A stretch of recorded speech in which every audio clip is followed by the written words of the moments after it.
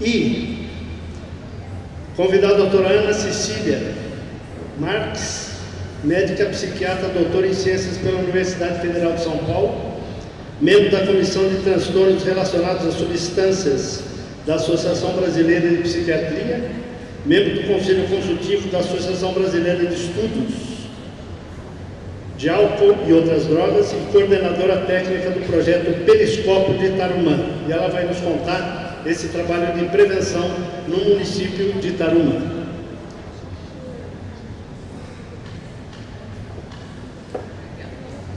Boa tarde. Eu tô levando um trote, porque eu acabei de chegar e o Lotufo já me pôs para falar, não deu nem para tomar um golinho d'água. E ainda quer que eu suba. Obrigada. Como é que eu vou enxergar os meus slides? Será que lá de lá? Ah, que bom. Vamos lá. Obrigada. Nossa, que bom. Bom, então acho que eu peguei o finalzinho da fala do palestrante. Eu acho que eu vou pegar carona o que ele estava falando, né, de dizer que, observando os dados, todo mundo já sabe que são muito relevantes, que direcionam as políticas, os projetos, as ações. A gente fica assustado, fica pessimista, mas só tem um caminho que é pôr a mão na massa, né? E foi isso que eu fiz nesse estudo que eu vou mostrar para vocês, que agora está na sua 4ª fase. É um projeto que tem 11 anos já, numa cidade bem pequenininha do centro-oeste do estado de São Paulo, que é o projeto Periscópio, lá em Tarumã, perto de Prudente, Assis, Marília, lá no triângulo ali do estado, onde a gente, há 11 anos, essa cidade foi sorteada para que a gente desenvolvesse uma política de drogas para o município, já que não dá para ficar esperando que o governo federal, o governo estadual entenda desse microcosmo, dessa cultura, dessas peculiaridades tão longe, né, do centro do país, do conhecimento do país, né, onde as políticas que datam de 1990, a lei que protege a nossa criança e o nosso adolescente, a política do tabaco de 96, que protege o fumante, dá a ele tudo que precisa para que ele se trate, elas não chegam lá em Tarumã. Então, pensando nisso, né, nós fomos para lá com uma equipe.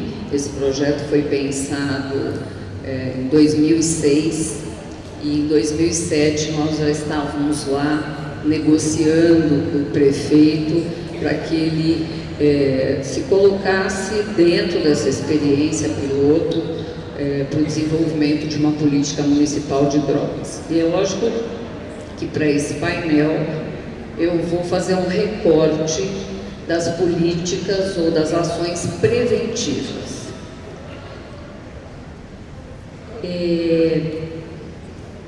Meu de baixo. E para onde que eu aponto?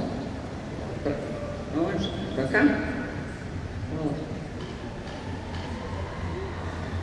Bom, eu quero declarar meus conflitos de interesse e com isso quero agradecer, que eu não tenho, portanto, né? O Lotufo já falou as instituições que eu pertenço. Eu estou me aposentando como médica do governo do estado de São Paulo, então não tenho mais esse vínculo também. E com isso agradecer Lotufo, né, pelo convite, a organização toda do Free Mind. e colocar essa experiência para ser debatida. Vai ter o meu e-mail depois e eu fico às ordens, qualquer detalhe, qualquer questão que fique, que muitas vezes a gente não vai conseguir discutir tudo aqui.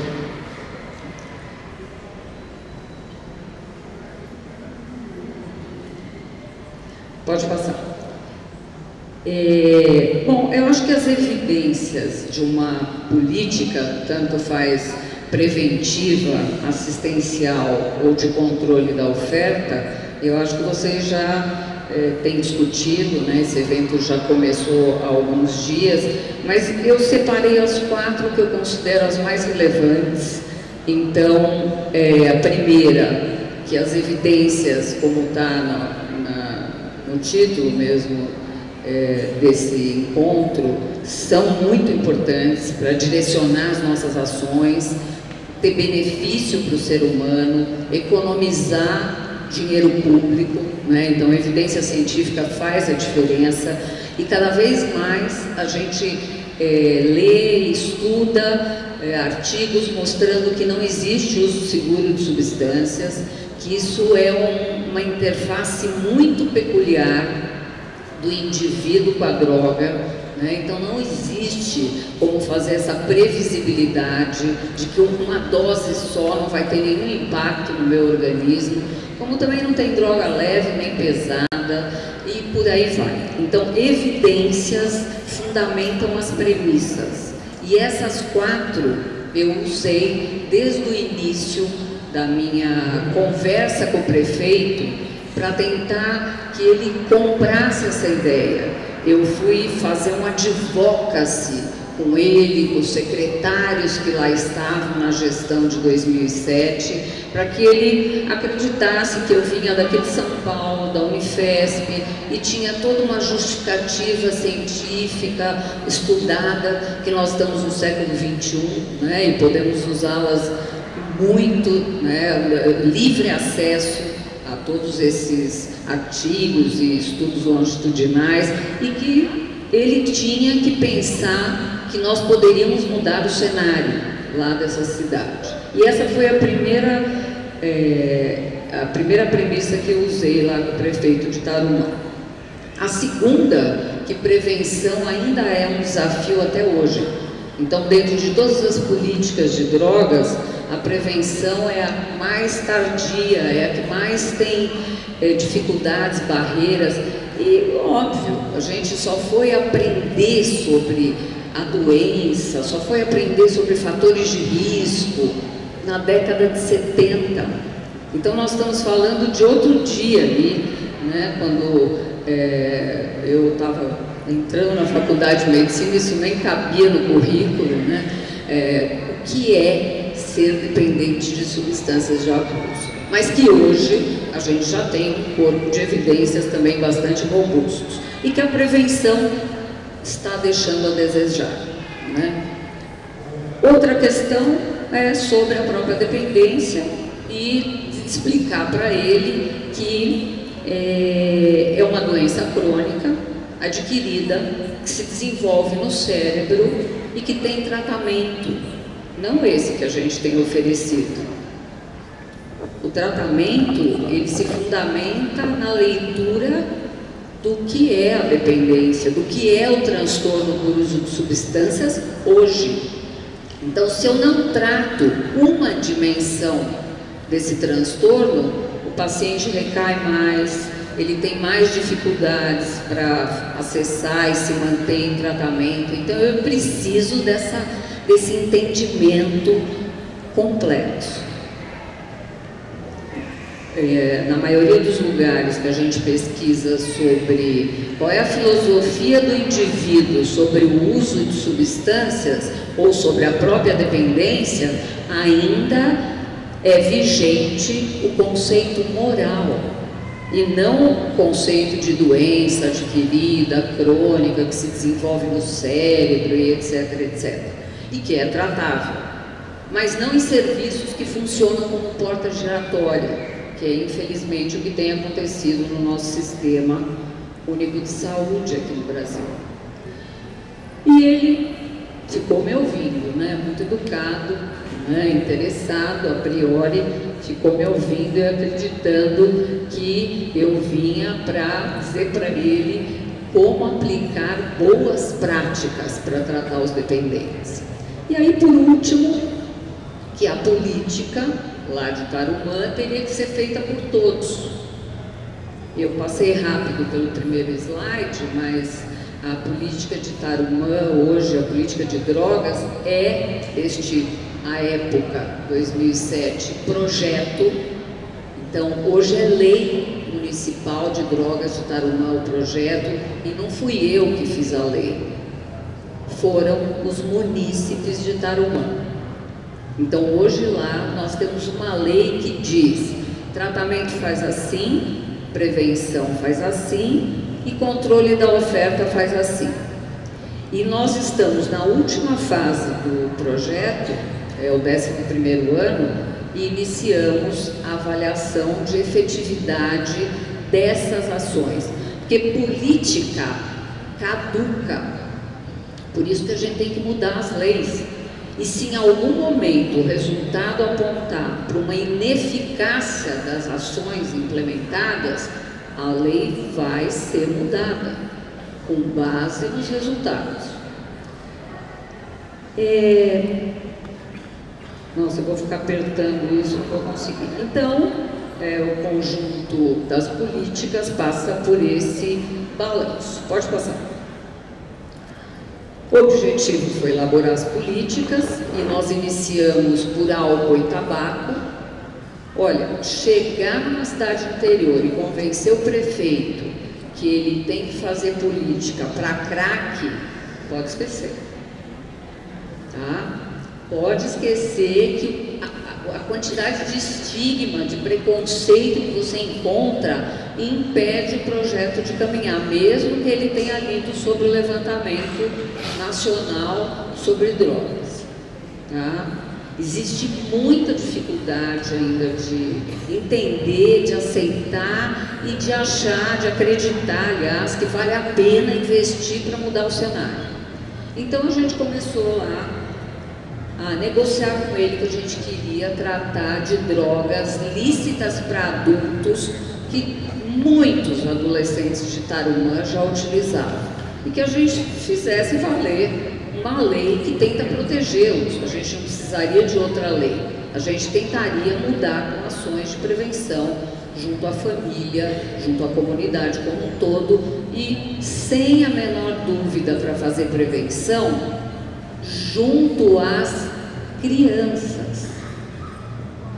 A prevenção moderna é definida por detectar fatores de risco de uma doença que é multifatorial e tratá-los, controlá-los.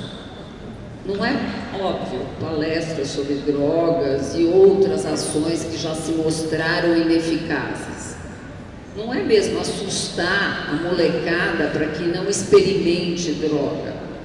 É construir um método que entenda essa doença complexa como ela é, detecte esses fatores antes que eles cheguem aos 14, 15 anos, que é a grande virada do comportamento na adolescência, e cuide desses aspectos alterados para que ele possa, sem a menor dúvida, evitar comportamentos de risco na adolescência. E aí nós começamos o trabalho. É lógico que trabalho fase 1, né? Trabalho sem... Ave Maria, agora vai ficar para lá e para cá.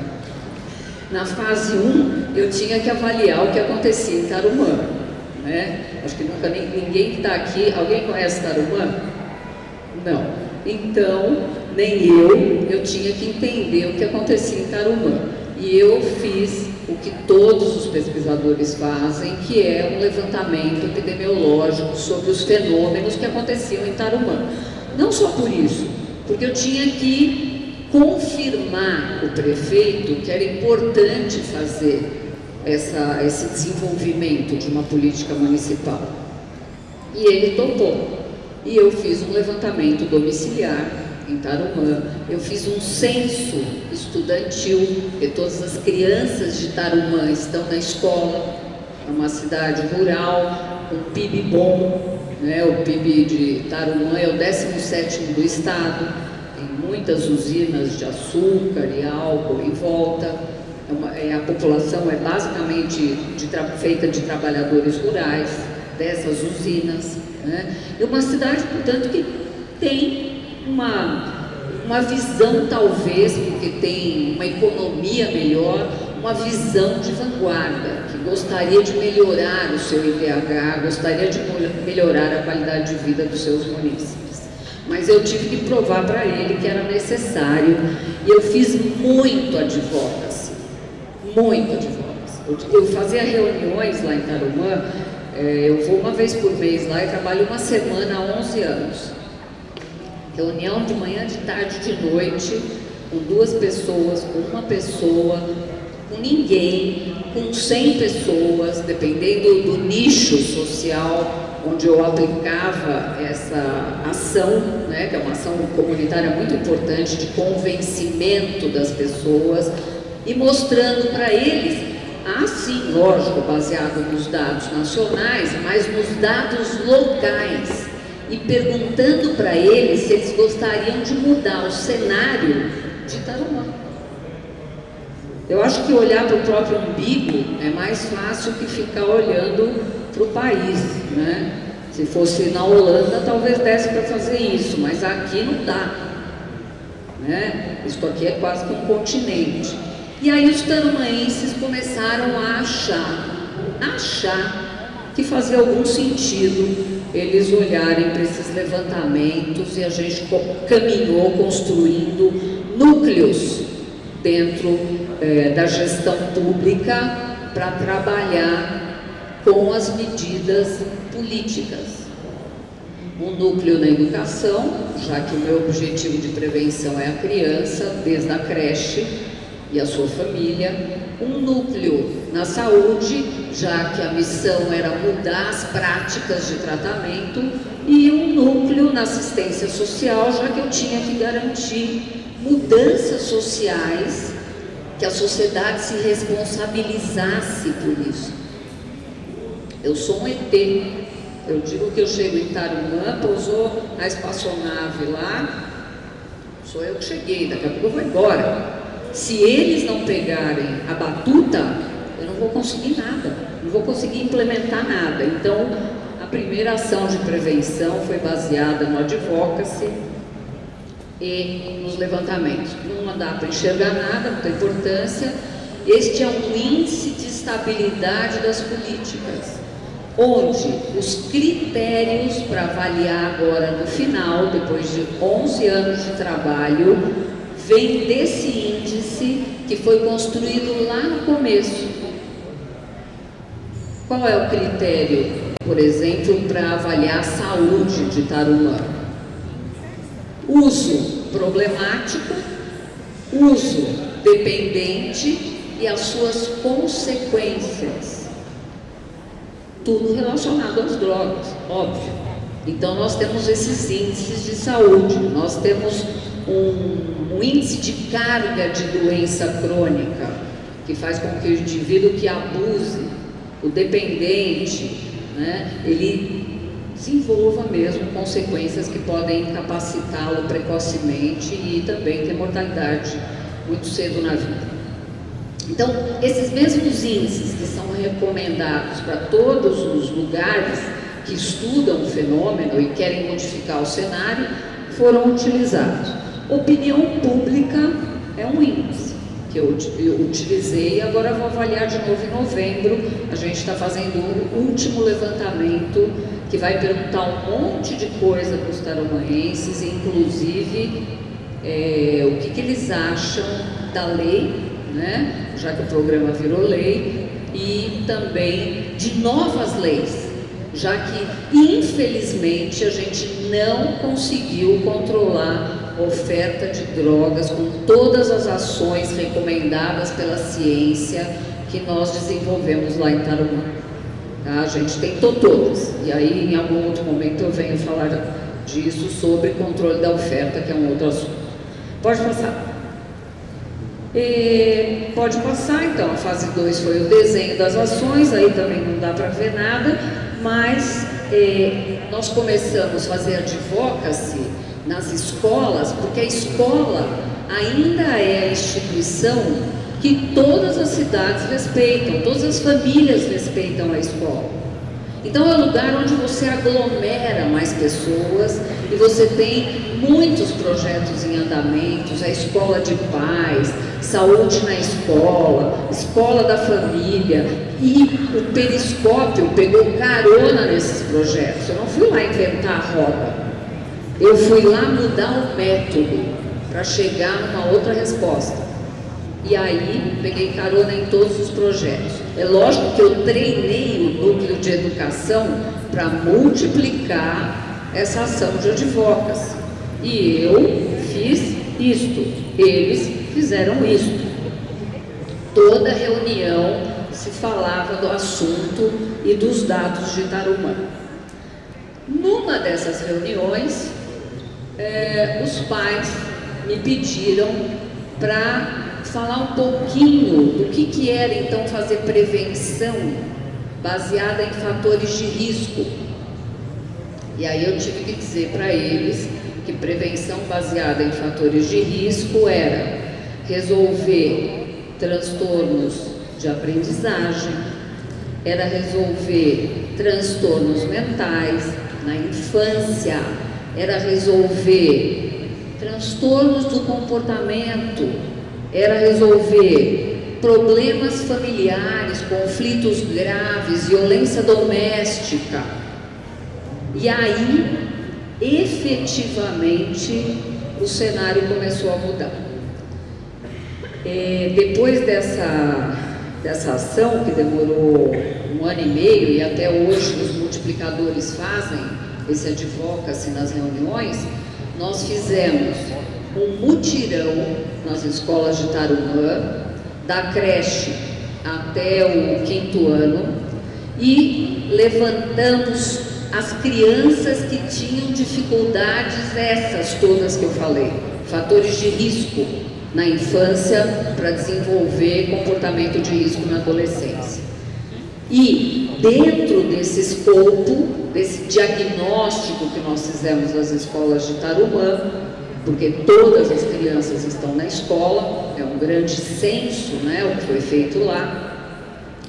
Dentro desse projeto já existia a garantia de que, se essa ação pudesse ser desenvolvida lá em Tarumã, o prefeito, que já era outro prefeito, né, já tinha mudado a gestão, partido, secretários, os funcionários, os participantes do núcleo, que eu tive que capacitar tudo outra vez, mas que, se desse um resultado positivo, nós desenharíamos, junto com os profissionais da educação e da saúde, um núcleo para atender as crianças lá de Tarumã. Atender quais? Essas positivas nesse grande mutirão. Quando eu fui fazer o mutirão lá em Tarumã, eu tive que levar um monte de colegas voluntários que humildemente aceitaram viajar 500 quilômetros de ida, 500 quilômetros de volta, trabalhar 2 dias inteiros para entrevistar as crianças numa equipe multidisciplinar, formada por médico psiquiatra, neuropsicólogo, psicopedagogo, fonoaudiólogo, incluindo os da cidade. Sabe por quê? Porque o diagnóstico da educação era que quase 40% das crianças de Tarumã tinham problemas, esses que eu falei. E quando a gente acabou o mutirão, eram 9%. 9%. E quando a gente pegou esse dado, lógico, já embasado, né, com os levantamentos da própria literatura sobre isso, a gente falou: olha, prefeito, agora é a vez da gente fazer o núcleo, porque 40 ou 9, nós vamos ter que cuidar dessas 9% de crianças para evitar que esses fatores os conduzam a comportamentos de risco na adolescência, entre eles o uso de drogas. E aí o prefeito topou, não foi tão fácil, né, mas ele topou, porque tem que fazer lei, tem que aprovar a lei lá no município, né, é um serviço extra do SUS, tá certo? Tinha que contratar pessoas para esse núcleo, profissionais, essa mesma equipe iria tratar dessas crianças. E aí isso demorou, mas em 2012, olha, 2012 a gente mostrou o levantamento para ele do fluxo de crianças. Não só desse diagnóstico, já tinha mostrado, mas o fluxo. Entrava no primeiro ano, quantas vinham para essa amostra? E aí a Câmara aprovou esse núcleo e começou os exames, né, enfim, avaliar profissionais que hoje são efetivos lá de Tarumã e que trabalham nesse núcleo. A equipe ficou plena só em 2015. Mutirão 2010, 2011. O núcleo de tratamento e educacional, né, um núcleo educacional multidisciplinar, só em 2015 ele estava pleno, com todos contratados. Enquanto isso, os meus voluntários iam lá para tratar. Tá? A gente fazia atendimento nas escolas, né? E ninguém foi preso, porque todos eles diziam: olha, se o meu conselho regional souber que eu estou atendendo aqui na escola, eu vou ser preso. Mas mesmo assim, eu acho que esse clima de acreditar, né, num novo cenário, talvez, uma nova ideia, fez com que todo mundo topasse e a gente pôde caminhar com essas crianças.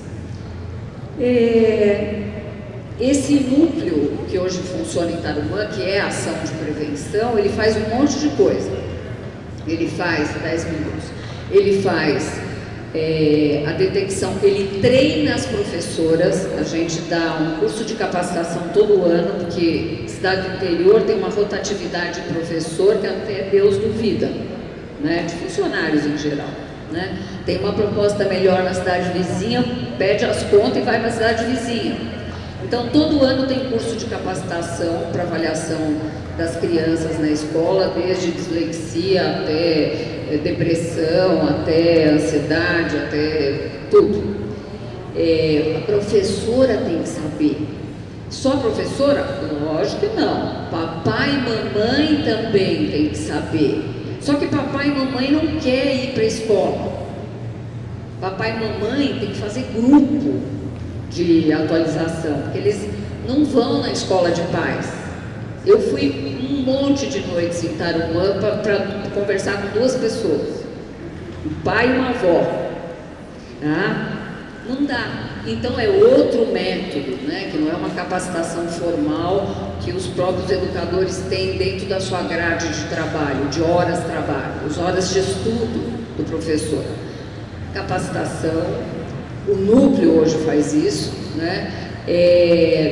Essas reuniões com as famílias em menores grupos, geralmente de pais protagonistas que têm a criança com problema e que querem aprender a fazer o manejo em casa. Manual.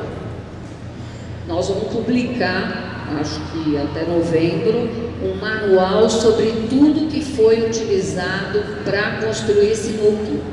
Desde o formulário da avaliação na escola. Porque Tarumã tem um diferencial que eu considero hoje quase que uma recomendação para o sistema educacional brasileiro. Ele tem uma psicopedagoga por escola, que junto com o professor avalia a criança que sai da média, seja no comportamento, seja na leitura, seja na escrita, e essa criança que permanece com problema 4, 6 meses, isto é, o problema provavelmente é dela, não é da família, ela está com dificuldade para valer, e é por isso que a gente baixou de 38,5% para 9% de diagnóstico mesmo de transtorno, né? aí a psicopedagoga, que está acompanhando a criança há 4, 6 meses, encaminha para o núcleo, senão viria 50% dos alunos da escola. E aí a gente não precisaria de um núcleo, precisaria de 10. É um núcleo enxuto, uma equipe multidisciplinar bastante enxuta e que dá conta dessas crianças que têm o principal fator de risco na infância para desenvolvimento de comportamento de risco na adolescência, que foi esse grupo de transtornos que eu citei. Então nós vamos ter esse manual já, né? Nós vamos publicar esse manual em tudo que foi construído por essa equipe, desde a avaliação do médico, da fonoaudióloga, da psicopedagoga, tanto da escolar como da clínica, e com supervisão, né? Nós conseguimos verba para a supervisão desses profissionais, né? As professoras, doutoras foram lá supervisionar tudo isso e auxiliaram na construção do material. 5 minutos. Pode passar para mim, por favor? Então, o núcleo faz tudo isso, detecta precocemente junto com a professora, porque as psicopedagogas da escola estão em constante integração com o núcleo, orienta a família, capacita os educadores, e agora vamos ter os dados do levantamento que nós temos desde 2012, né? Porque desde o mutirão que a gente tem um banco de dados, e as nossas crianças já estão na escola estadual, elas já são adolescentes, e agora a gente vai ver se tudo isso modificou o cenário dessas crianças comparado com o cenário lá do levantamento domiciliar que a gente fez no começo. Enfim, se a gente conseguiu mudar, tá no... Pode passar. Pode passar, já falei tudo isso. Esses são dados diagnósticos. Pra vocês terem uma ideia, nós conseguimos fazer diagnóstico por escola, óbvio. E aí, por conta desse banco de dados, cada escola agora vai elaborar um manual para ela e para as outras do que fazer, o que o professor deve fazer para tarumã. É totalmente diferente de fazer para São Paulo, certo? Estamos falando de uma cidadezinha de 15 mil habitantes, que crianças não têm acesso a tudo isso que a gente está fazendo lá. Então estão impactadas pelas dificuldades, muito mais do que aqui em São Paulo, que a gente tem acesso na cidade de São Paulo, enfim, e cidades maiores, que você tem mais acesso a tratamento, a superar as barreiras, né, que Tarumã não tinha. Cada escola teve uma prevalência de transtornos, então cada uma vai ter uma lição de casa e depois distribuir para as outras escolas. Pode passar? Isso aqui é tudo avaliação de processo, é a terceira fase do projeto. Nós estamos na quarta, que é a avaliação de efetividade, mas a gente foi tomando conta de todos os critérios. Qual o profissional que atende mais, qual é a média de atendimento para avaliação, qual é a média de atendimento em terapia fonoaudiológica, para a gente ter parâmetro. Isso não existe, isso é original e não veio do céu, é um esforço humano, técnico, e que vai poder ajudar com alguns parâmetros para a gente melhorar a política preventiva de drogas no Brasil. Pode passar. Pode passar. Muito gráfico. Pode passar. Uma chatice. Tem por profissional aqui, né?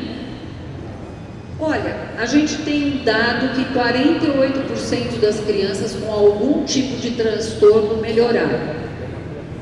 Melhoraram significa dos déficits que elas tinham, que são diversos aí. E que a gente agora vai ver a amostra que já chegou no colegial, tá? Do ponto de vista de transtorno, isto é, uma doença crônica, né? Todo mundo sabe que não tem cura para dislexia, enfim.